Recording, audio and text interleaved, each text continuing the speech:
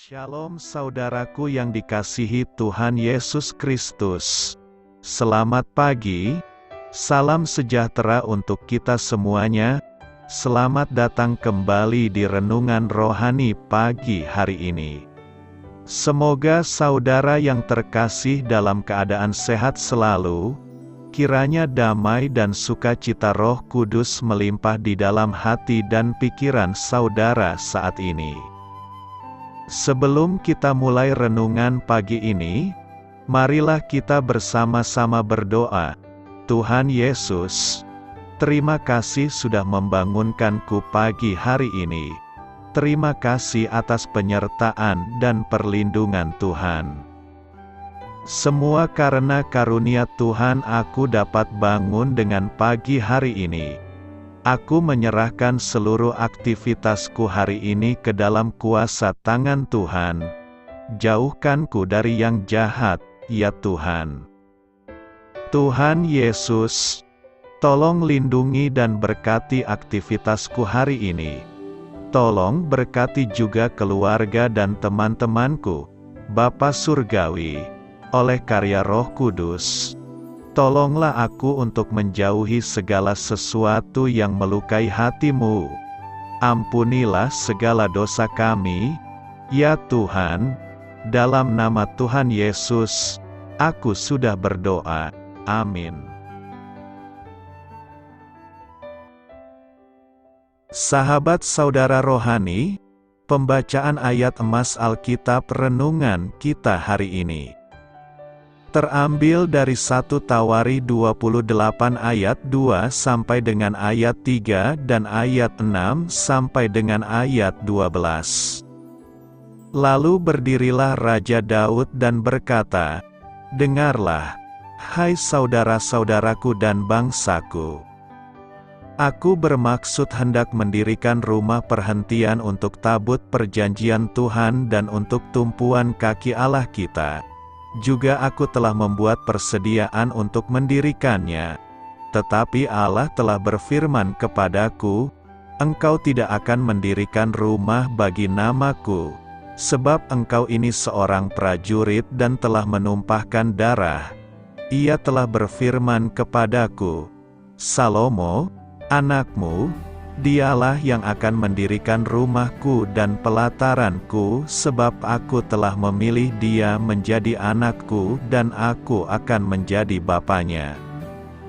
Dan aku akan mengokohkan kerajaannya sampai selama-lamanya, jika ia bertekun melakukan segala perintah dan peraturanku seperti sekarang ini. Maka sekarang, di depan mata seluruh Israel, jemaah Tuhan, dan dengan didengar Allah kita, aku berkata kepadamu, peliharalah dan tuntutlah segala perintah Tuhan Allahmu, supaya kamu tetap menduduki negeri yang baik ini dan mewariskannya sampai selama-lamanya kepada anak-anakmu yang kemudian. Dan engkau, anakku Salomo, kenalah Allahnya ayahmu dan beribadahlah kepadanya dengan tulus ikhlas dan dengan rela hati, sebab Tuhan menyelidiki segala hati dan mengerti segala niat dan cita-cita. Jika engkau mencari Dia, maka Ia berkenan ditemui olehmu. Tetapi jika engkau meninggalkan Dia, maka Ia akan membuang engkau untuk selamanya. Camkanlah sekarang, sebab Tuhan telah memilih engkau untuk mendirikan sebuah rumah menjadi tempat kudus. Kuatkanlah hatimu dan lakukanlah itu." Lalu Daud menyerahkan kepada Salomo, anaknya, rencana bangunan dari balai bait suci dan ruangan-ruangannya, dari perbendaharaannya, kamar-kamar atas dan kamar-kamar dalamnya, serta dari ruangan untuk tutup pendamaian. Selanjutnya rencana dari segala yang dipikirkannya mengenai pelataran rumah Tuhan, dan bilik-bilik di sekelilingnya, mengenai perbendaharaan-perbendaharaan rumah Allah dan perbendaharaan-perbendaharaan barang-barang kudus. 1 Tawari 28 ayat 2 sampai dengan ayat 3 dan ayat 6 sampai dengan ayat 12. Inti dari ayat emas renungan kita adalah, Aku bermaksud hendak mendirikan rumah perhentian untuk tabut perjanjian Tuhan. Mari kita mulai renungan pagi kita. Judul renungan kita hari ini adalah Menghadapi Kekecewaan, ditulis oleh Alison Kida. Mari kita mulai kisah inspiratif. Setelah mengumpulkan uang sepanjang tahun untuk sebuah perjalanan istimewa, para pelajar kelas 3 dari sebuah SMA di Oklahoma dibuat terkejut begitu tiba di bandara. Mereka baru menyadari bahwa sebagian besar dari mereka telah membeli tiket dari sebuah perusahaan gadungan yang mengaku sebagai maskapai penerbangan. Benar-benar menyedihkan, kata salah satu staf administrasi sekolah. Namun, meskipun para pelajar itu terpaksa harus mengubah rencana, mereka memutuskan untuk memanfaatkan keadaan dengan sebaik-baiknya. Sebuah objek wisata di dekat situ telah menyumbangkan tiket masuknya dengan cuma-cuma, dan anak-anak pelajar itu pun dapat menikmati wahana di dalamnya selama 2 hari. Ketika suatu rencana kandas atau berubah, hal itu bisa terasa mengecewakan atau bahkan memilukan. Apalagi ketika kita sudah mengeluarkan banyak waktu, uang, dan perhatian dalam penyusunan rencana itu. Raja Daud bermaksud hendak mendirikan rumah bagi Allah. 1 Tawari 28 ayat 2. Tetapi Allah berfirman kepadanya, Engkau tidak akan mendirikan rumah bagi namaku. Salomo, anakmu, dialah yang akan mendirikan rumahku. Ayat 3 dan 6. Daud tidak menjadi putus asa. Ia memuji Allah yang telah memilihnya menjadi raja atas Israel, lalu menyerahkan rencana pembangunan rumah Tuhan itu kepada Salomo untuk diselesaikan. Daud juga menyemangati Salomo, kuatkan dan teguhkanlah hatimu, dan lakukanlah itu, sebab Tuhan Allah, Allahku, menyertai engkau. Saat rencana kita gagal, apapun alasannya, kita dapat membawa kekecewaan kita kepada Allah yang memelihara kita. 1 Petrus 5 ayat 7, Dia akan menolong kita menghadapi kekecewaan kita dengan besar hati. Marilah kita renungkan di dalam hati kita, pernahkah Anda telah mengorbankan begitu banyak untuk sebuah rencana, tetapi kemudian rencana itu kandas? Apa yang menolong Anda menghadapi kekecewaan itu? Hal ini patut kamu ketahui. Dalam kitab 1 dan 2 Tawari dan 1 dan 2 Raja-Raja, kita menemukan catatan-catatan sejarah bangsa Israel yang mempunyai banyak kesamaan.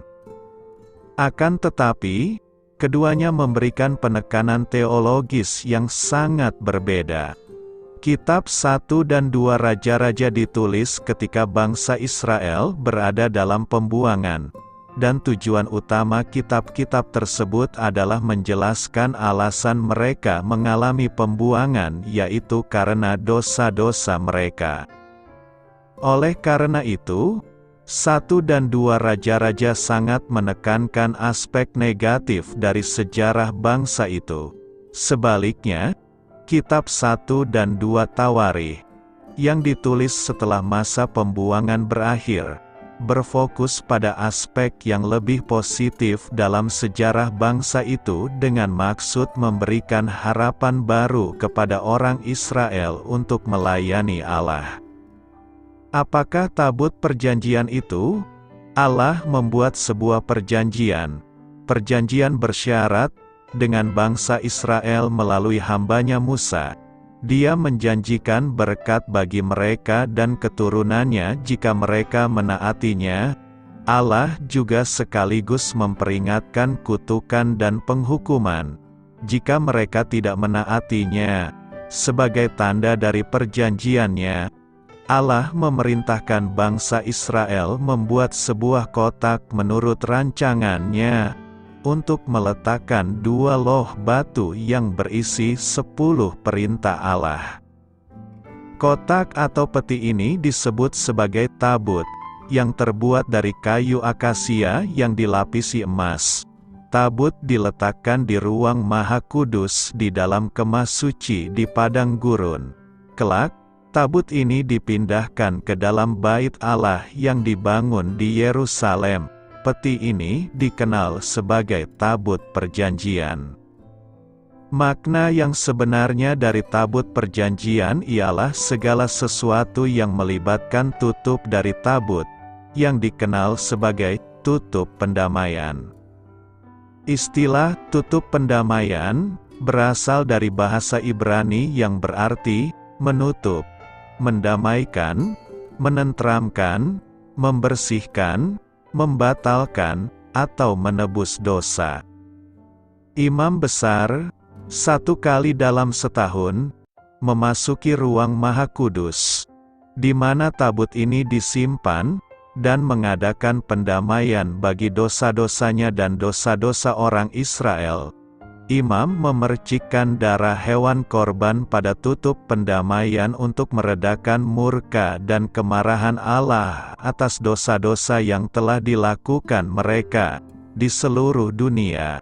Hanya di tempat inilah penebusan dosa dapat dilakukan.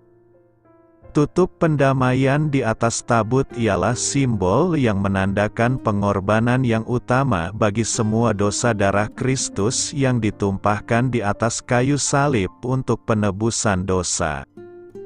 Rasul Paulus, mantan orang Farisi yang sangat memahami ritual perjanjian lama, mengetahui konsep ini dengan baik ketika ia menulis tentang Kristus yang menjadi penebus atas dosa di surat Roma 3 ayat 24-25, dan oleh karena kasih karunia telah dibenarkan dengan cuma-cuma karena penebusan dalam Kristus Yesus.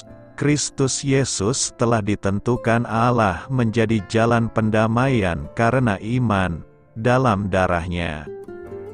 Seperti halnya hanya ada satu tempat untuk mengadakan penebusan dosa di zaman perjanjian lama tutup pendamaian dari tabut perjanjian, maka hanya ada satu tempat bagi penebusan dosa di zaman perjanjian baru, yakni salib Yesus Kristus. Sebagai orang Kristen, kita tidak lagi memandang pada tabut perjanjian tetapi kepada Tuhan Yesus saja, sebagai pribadi yang mengadakan pendamaian dan penebusan bagi dosa-dosa kita. Doa saya menyertai saudara sekalian, marilah kita menyampaikan doa syafaat. Ya Allah, terima kasih atas janji dan rencana-Mu yang tak pernah gagal. Tolonglah aku saat rencanaku gagal. Amin. Sampaikan harapan dan permintaan saudara kepada Tuhan.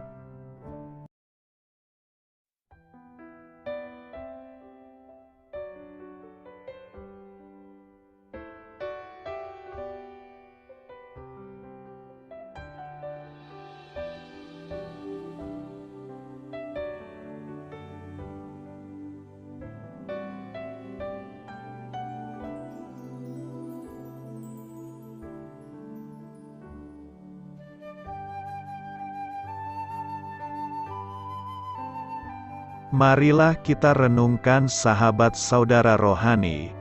Demikianlah renungan firman Tuhan pagi hari ini. Semoga menjadi berkat dalam hidup kita. Dan sebelum kita memulai segala aktivitas kita pagi hari ini, marilah kita berdoa. Selamat pagi Bapa, malam hari telah berganti pagi.